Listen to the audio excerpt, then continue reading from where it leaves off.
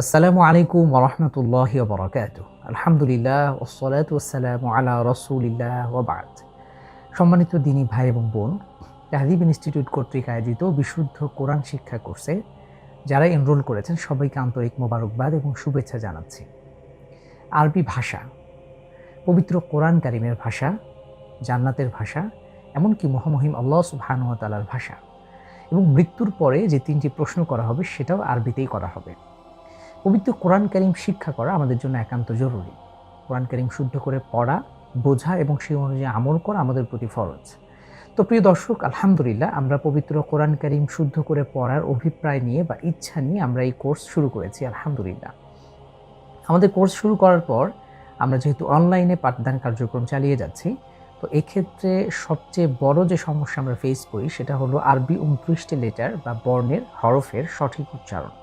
কারণ এই সঠিক উচ্চারণ যদি আমার ঠিক না হয় এই লেটারগুলোর, তাহলে পরবর্তীতে আমরা যেটাই করি না কেন, আমরা বড় কোনো ওয়ার্ড থেকে শুরু করে বা আয়াত যদি তেলাওয়াত করতে যাই তাহলে সমস্যা থেকে যাবে। অর্থাৎ আমাদের মূল গোড়ার যে সমস্যাগুলো আছে সেটাকে সমাধান করেই সামনে এগোতে হবে। আমরা আরবি পড়ার বা কোরআন কারীম পাঠ করার ৪টি স্টেপ আমরা ক্লাসে বর্ণনা করেছিলাম। প্রথমেই আমাদেরকে যে বিষয় খেয়াল করতে হবে সেটা হলো আরবি ২৯টি হরফ আলিফ থেকে নিয়ে ইয়া পর্যন্ত এই প্রত্যেকটি লেটারের সঠিক বর্ণের এই হরফের উচ্চারণ আমাদেরকে ঠিকঠাকভাবে করতে হবে। যদি বর্ণের উচ্চারণই ঠিক না হয় তাহলে পরবর্তীতে আমরা যে সামনে অগ্রসর হতে পারবো না এবং সেক্ষেত্রে কোরআন কারীম শুদ্ধ করে শেখাও হবে না। তো আজকের এই ভিডিওটিতে আমরা খুব সংক্ষেপে এই ২৯টি লেটারের সঠিক উচ্চারণ এবং মাখরাজ সহ আমরা বর্ণনা করার চেষ্টা করব ইনশাআল্লাহ। আশা করি আপনারা যদি ভিডিওটি দেখেন এবং একটু চর্চা করেন তাহলে আপনারা বুঝতে পারবেন এবং নিজেও ইনশাআল্লাহ উচ্চারণে সক্ষম হবেন। তো তাহলে চলুন শুরু করা যাক। বিসমিল্লাহ। আমরা জানি প্রতিটি ভাষার প্রথম হাতেখড়ি হচ্ছে বর্ণের মাধ্যমে। আর একাধিক বর্ণ মিলেই শব্দ গঠিত হয়, আর একাধিক শব্দ মিলেই কিন্তু একটা বাক্য কিংবা একটা আমরা ভাব প্রকাশ করতে পারি। তো আরবিতে মোট ২৯টি লেটার, বাংলাতে স্বরবর্ণ এবং ব্যঞ্জনবর্ণ মিলে মোট ৫০টি, আর ইংলিশে আমরা জানি ২৬টি লেটার। তো চলুন আমরা আরবি যে ২৯টি লেটার আছে সেটা এক এক করে আমরা পড়ার চেষ্টা করব। তো শুরুতেই প্রথম যে লেটার সেটা হলো আলিফ। আলিফ। একটু যদি খেয়াল করেন প্রিয় দর্শক, এই বর্ণটি বা লেটারটি উচ্চারণে আমরা কোনো টানছি না বা কোনো রকম টান হচ্ছে না। আরবিতে এই বিষয়টি খুবই গুরুত্বপূর্ণ, অর্থাৎ কোথাও কোথাও আমাদেরকে টেনে টেনে পড়তে হয়। যে জায়গাগুলোতে টেনে পড়তে হয় সেখানে আমাদেরকে সঠিক মাত্রা সঠিকভাবেই আমাদেরকে টেনে পড়তে হবে। আর যে জায়গাগুলোতে কোনো টান নেই সেখানে আমরা কোনো ক্রমেই টানবো না। এখানে এই ভুল শুদ্ধ নির্ণয়ের ক্ষেত্রে এখানে একটা বড় ভূমিকা পালন করে। আমরা অনেকেই আছি অযথা জায়গায় টেনে ফেলি, আর যেখানে টানের প্রয়োজন সঠিক মাত্রা সেখানে আমরা ভুলভাল টানিয়ে ফেলি কিংবা টানি না, এটা ভুল বলে গণ্য হবে। তো একটু যদি খেয়াল করেন, আমি যে আলিফ প্রথম লেটার আরবির আমি যে উচ্চারণ করছি এটাতে কোনো রকম টানছি না, কোনো রকম টান হবে না, টান ছাড়া আ ল রস্য ইকার ফ আলিফ। এবং শেষে এসে আমি একটু চাপ দিচ্ছি, দাঁতের উপরের যে দাঁত আছে সেটা দিয়ে আমি কিন্তু ঠোঁটের নিচের ঠোঁটের পেটের উপর আমি স্পর্শ করছি। আলিফ, আলিফ, আলিফ। আশা করি আপনারা এই বর্ণের উচ্চারণটি বুঝতে পেরেছেন। দ্বিতীয় যে বর্ণটি সেটি হলো আমরা পড়ব বা। বা, বা। এই বর্ণটি উচ্চারণের ক্ষেত্রে আমাদের ঠোঁটের ব্যবহার হচ্ছে। বাংলায় যেভাবে আমাদের প, ফ, ব, ভ এগুলো হলো ওষ্ঠ বর্ণ বা আমাদের ঠোঁটের আশ্রয় নিয়ে উচ্চারিত হয়, ঠিক একইভাবে আরবি যে বা এই লেটারটি আছে আমাদের ঠোঁটের আশ্রয় নিয়ে উচ্চারিত হবে। আবার উচ্চারণ করছি, একটু খেয়াল করুন প্রিয় দর্শক। বা, বা।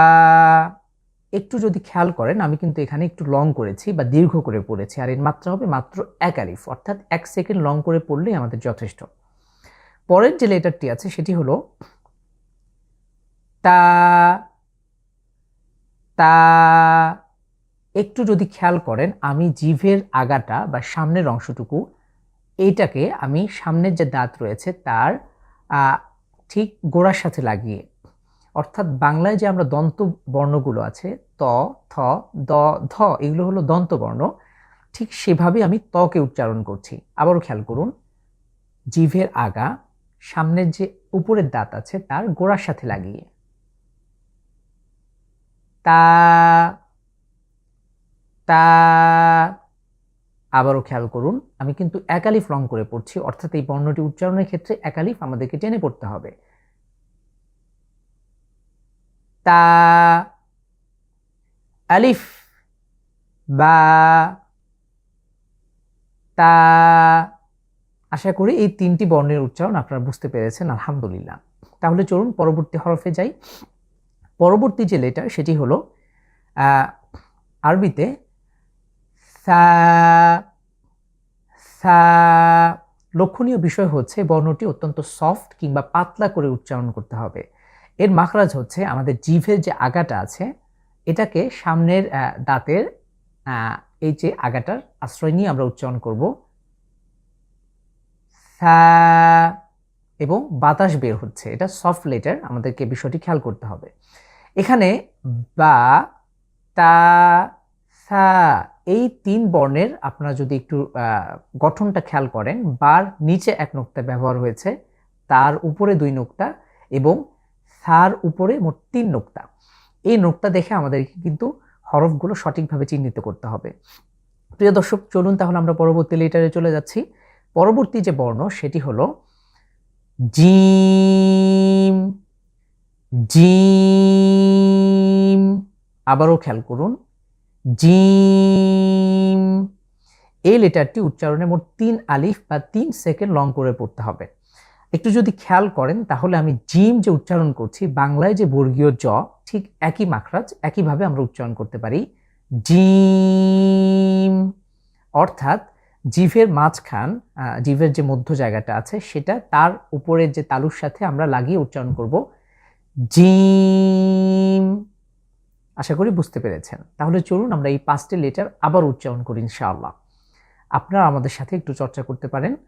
আলিফ, বা, তা, সা, জিম। মাশাআল্লাহ। আমরা তাহলে পরবর্তী লেটারে যাচ্ছি ইনশাআল্লাহ।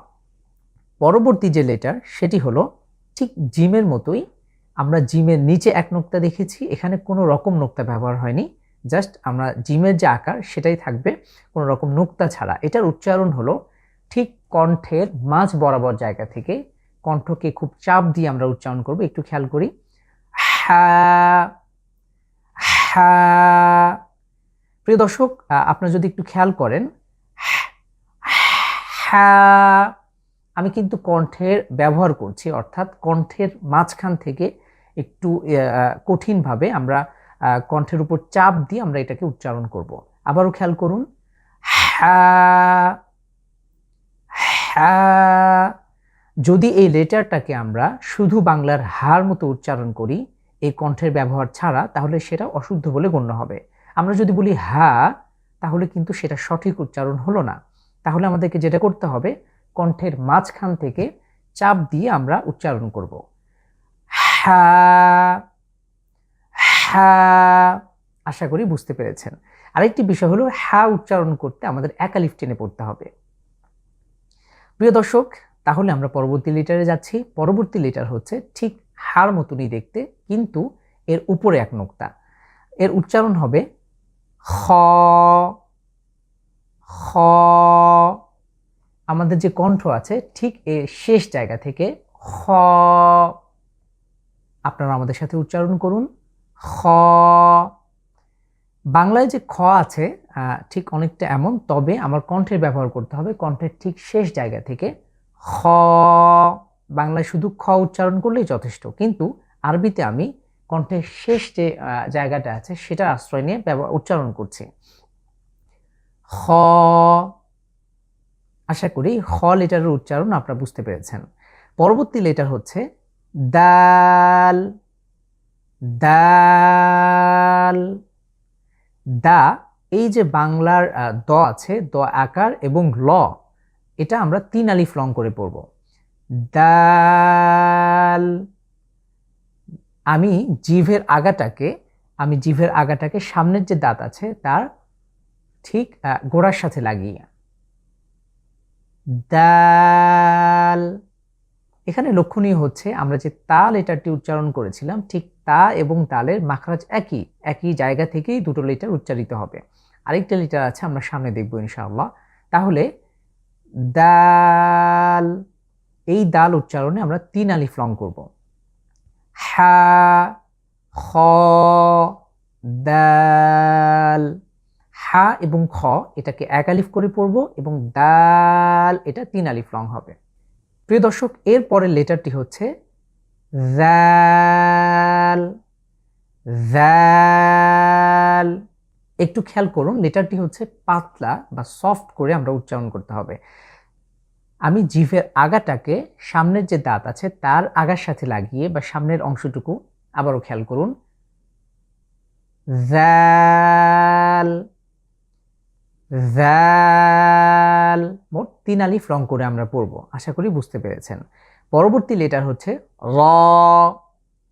র, বাংলার যে র আছে অনেকটা এমন, তবে খেয়াল করতে হবে এটা আমরা একটু মোটা করে উচ্চারণের চেষ্টা করব। এর মাখরাজ হচ্ছে জিভের আগাটা, জিভের আগার যে পিঠ আছে সেটাকে আমরা ঠিক তার উপরের তালুর সাথে লাগিয়ে উচ্চারণ করতে হবে। র। র, এটাকে 1 আলিফ টেনে পড়ব। আশা করি এই 5টি লেটারের উচ্চারণ আপনারা বুঝতে পেরেছেন। আমি এই 5টি লেটার আবারও পড়ছি, আপনারা একটু ভালো করে লক্ষ্য করুন। হা, খ, দাল, জাল, র। এর পরের যে লেটার সেটা হলো ঠিক রর মতনই দেখতে, উপরে একটা নোক্তা ব্যবহার হবে। এর উচ্চারণ হচ্ছে, একটু খেয়াল করুন, যা। যা, যা। এর মাখরাজ হচ্ছে আমার জিভের আগাটা সামনের নিচের যে 2 দাঁত আছে এই দাঁতের পিঠ ঠিক উল্টা, দাঁতের যে পেট এই পিছন জায়গাটা সেখানে আমাকে ঠেকিয়ে উপরের দিকে আগার সাথে লাগিয়ে উচ্চারণ হবে। একটু খেয়াল করুন, যা। এখানে লক্ষণীয় বিষয় হচ্ছে আমরা বাংলার যে ঝ উচ্চারণ করছি ঠিক অমন নয়, পুরোপুরি অমন নয়, কিছুটা মিল রয়েছে। আরবির যে মাখরাজ সেটা হলো আমি জিভের আগাটাকে সামনের এই যে দাঁত আছে পিছনের নিচের দাঁতের যে পিঠ সেখানে আমি ঠেকিয়ে উপরের দিকে লাগিয়ে আমি উচ্চারণ করব, যেমন যা। যা, আশা করি বুঝতে পেরেছেন। পরবর্তী লেটার হচ্ছে সিন। সিন, যা উচ্চারণে আমাদের 1 আলিফ টেনে পড়তে হবে এবং এই সিন উচ্চারণে আমাদেরকে 3 আলিফ টেনে পড়তে হবে। আপনারা লক্ষ্য করেছেন যে প্রতিটি লেটারের যে গঠন আছে কিছুটা মিল আছে, কিছু নোক্তার কারণে পরিবর্তন করছে, বিষয়গুলো আমাদেরকে খেয়াল করতে হবে। সিন, এই যা এবং সিন এই দুটো লেটারের মাখরাজ কিংবা উচ্চারণের স্থান একরকম, একই জায়গা থেকে দুটো লেটার উচ্চারিত হবে। আবারও খেয়াল করুন, যা, যা, সিন, সিন। আশা করি বুঝতে পেরেছেন। সিনের পর যে লেটারটি আছে আমরা দেখতে পাচ্ছি ঠিক সিনের মতনই দেখতে, উপরে 3টি নোক্তা ব্যবহৃত হয়েছে। এটা হলো শিন। শিন, এই শিন উচ্চারণে আমরা ইংরেজিতে SH মিলে যেটা হয় স, কিংবা আমাদের বাংলায় যে স ব্যবহৃত হয় ঠিক সেভাবে আমরা উচ্চারণ করব এবং আপনারা দেখছেন একটা হিস হিস আওয়াজ আসছে, শিন। সিন টোটালি আমাদের ইংরেজির যে এস আছে অনেকটা সেভাবে, আর শিন হলো SH স, ঠিক সেভাবে আমরা উচ্চারণের চেষ্টা করব। আবারও খেয়াল করুন, সিন, শিন। আশা করি বুঝতে পেরেছেন। পরবর্তী যে লেটার আমরা দেখতে পাচ্ছি এটা হলো সদ। সদ, আমাদের পূর্ববর্তী যে যা এবং সিন উচ্চারণ করেছি ঠিক একই জায়গা থেকে সদ এটাকে আমরা উচ্চারণ করব। আবারও খেয়াল করুন, সদ, আমাদের জিভের আগার সামনের অংশটুকু নিচের যে দাঁতের পিঠ আছে সেটার সাথে লাগিয়ে আগার দিকে স্পর্শ করে আমরা উচ্চারণ করব, সদ। আশা করি বুঝতে পেরেছেন। পরবর্তী লেটার হচ্ছে ঠিক সদের মতোই দেখতে, সাথে একটা ডট ব্যবহার হয়েছে বা একটা নোক্তা উপরে এসেছে, এটার নাম হলো ضاد ضاد ضاد। আশা করি বুঝতে পেরেছেন। এর মাখরাজ হচ্ছে আমাদের জিভের গোড়াটার, আমাদের জিভের যে গোড়া আছে সেটাকে মাড়ির দাঁতের সাথে লাগিয়ে আমরা উচ্চারণের চেষ্টা করব। যদি এভাবে বলে আসলে উচ্চারণ সম্ভব নয়, আমরা চেষ্টা করব শুনে শুনে প্র্যাকটিক্যালি এটাকে রপ্ত করার। তো একটু চেষ্টা করুন। আমি জিভের যে গোড়ার কিনারা সেটাকে আমি মাড়ির দাঁতের সাথে লাগিয়ে উচ্চারণের চেষ্টা করছি। ضاد ضاد। এই লেটারটি উচ্চারণ একটু মোটা করে উচ্চারণের চেষ্টা করব ইনশাআল্লাহ। তাহলে আমরা صاد ضاد এই দুটো লেটার উচ্চারণে আমাদেরকে 3 আলিফ করে টেনে পড়তে হবে। আশা করি বুঝতে পেরেছেন। প্রিয় দর্শক, এর পরে আমাদের যে লেটারটি আছে সেটি হলো ত। খেয়াল করুন, ত। আমি জিভের যে মাথা আছে সেটাকে সামনের দাঁতে ঠিক গোড়ার সাথে লাগিয়ে ত, একটু মোটা করে ত আমি কিন্তু উচ্চারণ করছি। লক্ষণীয় বিষয় হচ্ছে বাংলার যে ত আছে ঠিক এমন না, বরং আমি কিন্তু ভিন্নভাবে উচ্চারণের চেষ্টা করছি। বাংলার ত স্বাভাবিকভাবে আমরা উচ্চারণ করি, কিন্তু আরবিতে ত ত। আশা করি বুঝতে পেরেছেন। পরবর্তী লেটার ঠিক তর মতোই একটি ডট ব্যবহার হয়েছে বা একটি নোক্তা এসেছে উপরে, এটার উচ্চারণ হচ্ছে জ জ। আবারও খেয়াল করুন, জ। তাহলে ত এবং জ এই দুটো লেটারে এক আলিফ করে টেনে পড়বো আমরা। জ এই লেটারটি অনেকটা সফট বা পাতলা করে উচ্চারণ করতে হবে। তাহলে আমরা মোট পাতলা করে উচ্চারণে 3টি লেটার পেয়েছি। সেটি হলো সা, জাল, জ। এই 3টি লেটার আমাদেরকে পাতলা করে উচ্চারণের চেষ্টা করতে হবে। পরবর্তী লেটার হচ্ছে, আপনারা দেখতেই পাচ্ছেন, এর নাম হচ্ছে আইন। আইন। একটু যদি খেয়াল করেন, আমি কিন্তু কণ্ঠের ব্যবহার, অর্থাৎ কণ্ঠের ঠিক মাঝ বরাবর জায়গাটা ব্যবহৃত হচ্ছে, আইন, এবং কণ্ঠের চাপ পড়ছে। আপনি যদি খেয়াল করেন, আমরা যদি কণ্ঠে হাত রাখি, কণ্ঠের ঠিক মাঝ বরাবর জায়গাটা ব্যবহৃত হচ্ছে, এবং ভেতর থেকে উচ্চারণের চেষ্টা করছি আইন। আমরা যদি স্বাভাবিক বাংলার মতন আইন বলে ফেলি তাহলে সেটা কিন্তু অশুদ্ধ হবে। এর উচ্চারণ হচ্ছে আইন, আইন। আশা করি বুঝতে পেরেছেন। পরবর্তী লেটার হচ্ছে ঠিক আইনের মতোই দেখতে, একটি নোক্তা শুধু উপরে এসেছে, এর নাম হচ্ছে গইন। গইন। এই লেটারটা আমাদের কণ্ঠের ঠিক শেষ ভাগ থেকে বা কণ্ঠের শেষ হলক থেকে উচ্চারিত হচ্ছে। আমরা এর আগে একটা লেটার পড়েছি খ। খ এবং গইন এই দুটো লেটারের মাখরাজ বা উচ্চারণের স্থান এক। গইন, খ।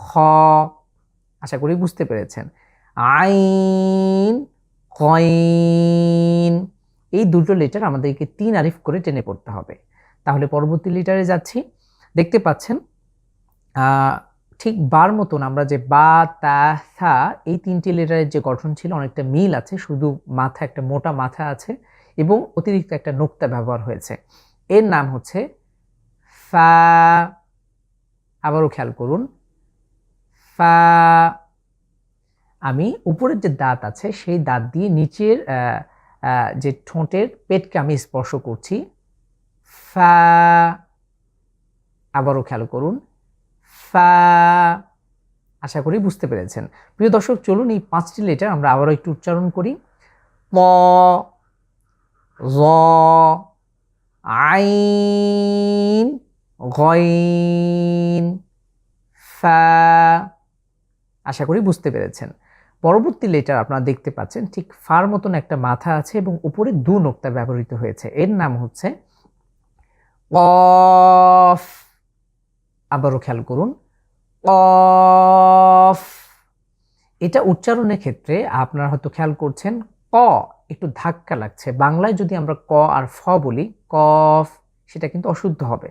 এজন্য আমাদেরকে এর মাখরাজ হচ্ছে জিভের গোড়া, তার উপরে তালুর সাথে লাগিয়ে এবং একটা ধাক্কা দিয়ে কিন্তু উচ্চারণ হচ্ছে ক, ক, কি, কু, কফ। আবারও খেয়াল করুন, কফ। আশা করি প্রিয় দর্শক বুঝতে পেরেছেন। পরবর্তী যে লেটার, এর নাম হচ্ছে কাফ। শেষে কিন্তু কফ, শেষে ফা আছে, এজন্য আমরা ঠিক শেষের জায়গাটিতে এসে দাঁত দিয়ে আমরা নিচের ঠোঁটকে স্পর্শ করছি, কাফ। এই দুটো লেটার উচ্চারণের ক্ষেত্রে আমাদেরকে 3 আলিফ লং করে পড়তে হবে। আবারও খেয়াল করুন, কফ, কাফ। এরপর আমরা দেখতে পাচ্ছি ঠিক কাফের মতনই দেখতে, তবে এটা সাথে অন্য কিছু আসেনি। এর নাম হচ্ছে লাম। বাংলায় যে ল আকার এবং ম, ঠিক সেভাবে আমরা উচ্চারণ করব, তবে এখানে আমাদেরকে 3 আলিফ লং করে পড়তে হবে, লাম, লাম। আশা করি বুঝতে পেরেছেন। পরবর্তী যে লেটার সেটা হচ্ছে মিম, মিম। খুবই সহজ, এটা সহজেই আমরা ধরতে পারি। পরবর্তী লেটার হচ্ছে নুন, নুন। আশা করি বুঝতে পেরেছেন। আমি 5টি লেটার আবারও উচ্চারণ করছি, কফ, কাফ, লাম, মিম, নুন। এই 5টি লেটার উচ্চারণের ক্ষেত্রেই আমাদেরকে 3 আলিফ করে টেনে টেনে পড়তে হচ্ছে। এরপরে যে লেটারটি সেটা হলো ওয়াও। আবারও খেয়াল করুন, ওয়াও। আমি কিন্তু শুরুতে মুখটা গোল থেকে আবারও ওয়া আ যখনই যাচ্ছি তখন স্বাভাবিক হচ্ছে আবারও শেষে এসে আমি গোল করে ফেলছি, ওয়াও। আশা করি বুঝতে পেরেছেন। এবং ওয়াও উচ্চারণের ক্ষেত্রে আমাদেরকে 3 আলিফ টেনে পড়তে হবে। এরপরে হলো আমরা দেখতে পাচ্ছি বড় একটা গোল আকারের, এর নাম হচ্ছে হা, হা। এর আগেও কিন্তু আমরা একটা হা পড়েছিলাম, আর ওটা হলো কণ্ঠের একদম মাঝখান থেকে হা। আর এই যে হাটা আছে সেটা স্বাভাবিকভাবে আমাদের উচ্চারণ হবে হা, ঠিক এভাবে।